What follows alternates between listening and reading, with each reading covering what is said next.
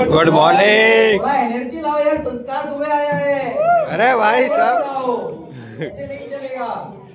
आज आपको पता है ना मैं यहाँ पे क्यों आया हूँ? नहीं पता? इधर तो लिखा हुआ है टीचर्स डे। हम लोग कल सेलिब्रेट करते हैं लेकिन हम लोग आज कर रहे हैं, ठीक है? तो टीचर्स डे के बारे में सबने हालांकि जो है बता दिया है, तो मैं ऐसा कुछ इन्फॉर्मेशन तो नहीं दूंगा और आप सबको पता ही है क्योंकि मुझे भी ढंग से नहीं पता है। तो अगर मैं कुछ बताने जाऊंगा, कुछ मुझसे गड़बड़ हो गई तो थोड़ा मेरा मार्क्स कट जाएगा, ठीक है? तो बस जो दिल में है वही आपसे मैं कहना चाह रहा हूँ।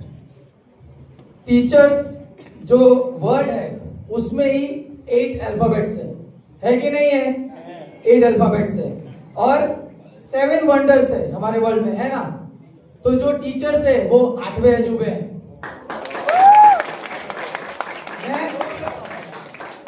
मैं अपने स्कूल से लेके चाहे बैचलर्स की बात हो या मास्टर्स भी अभी एक ही महीने हुआ है, पर ये मैंने देख लिया है कि टीचर्स जो है वो 8वें अजूबे हैं। और 8वें अजूबे कैसे हैं अब वो भी बता देता हूं मैं आप लोगों को। हर टीचर की अलग अलग क्वालिटीज हैं, हर टीचर का अलग अलग तरीका है पढ़ाने का, समझाने का, डांटने का, हर चीज करने का।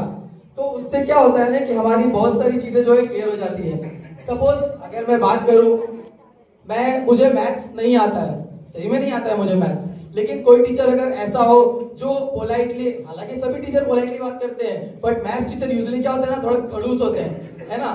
तो अगर मैं उनके पास जाऊं, सर मेरे को 2 × 2 4 नहीं आता है, मैंने उनसे अगर ये कहा कि सर मुझे 2 × 2 4 नहीं आता है, तो उनका जवाब क्या होगा? बेशरम, बचपन से पढ़ रहा है, तुझे 2 × 2 4 नहीं पता? तेरे माँ बाप ने तुझे यही सिखाया है?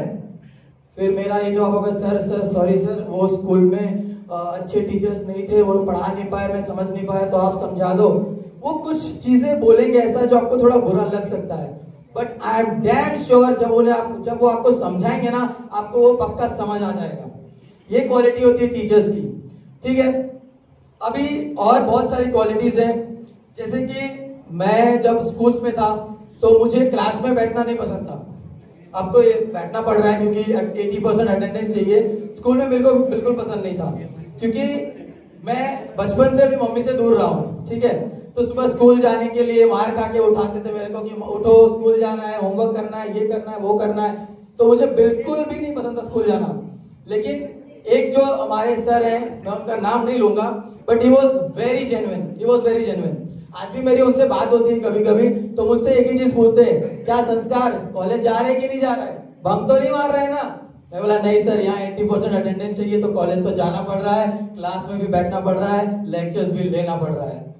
फिर उनका अगला सवाल होता है कि कोई टीचर तो नहीं है जो तुम्हें परेशान करते हो? तो मैंने कहा नहीं सर, आपके जैसा तो कोई नहीं है यहाँ पर। तो फिर वो कहते हैं कि चलो कोई दिक्कत नहीं, तुम्हारी लाइफ अब ज्यादा बेटर हो जाएगी। तो बस यही मैं आपसे कहूंगा कि ऐसा नहीं है कि जो स्कूल्स में, कॉलेज में पढ़ाते हैं वही हमारे टीचर है।